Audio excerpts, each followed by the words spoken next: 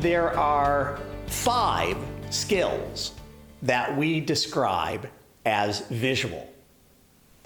Movement, stance, hands, gestures, eye contact. Those are what people see. Movement, do you stand in one spot? Do you move around? We have 2 rules when it comes to movement. Rule number 1, unless you have somewhere to go, stay in one spot.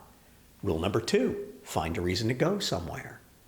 Your movement ought to be purposeful. You ought to be moving around, but you don't want to wander back and forth. That becomes pacing. That draws people's attention.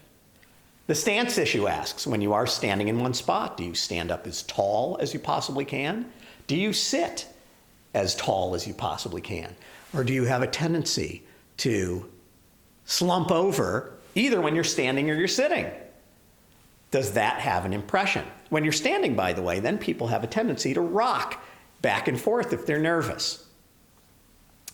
Hands and gestures, they're certainly tied to each other. People ask us all the time, what do I do with my hands?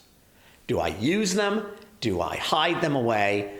We urge people to use their hands as much as possible. There is no better way to burn off nervous energy than to use your hands. And what we find, 80% of people could use their hands more. 20% of people, like myself, use their hands a lot. And what that calls for is the ability to give people visual variety. Eye contact is the last of the 5 visual skills. It's probably the most important. And eye contact is simply a matter of talking to everyone in the group, but doing it one person at a time.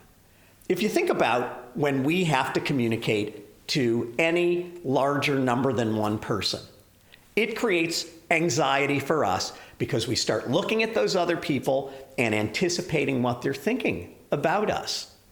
The simple way to master that is to talk to one person at a time. We ask this in class all the time, and people say, I am very comfortable one-to-one. I am far less comfortable one-to-group. The piece of advice that will help you control your nervousness, look at the entire group, but do it one person at a time. Convert that group event into a series of one-on-one interactions, and you will relax almost immediately, because now you're not talking to a group. You're talking to a series of people, one person at a time.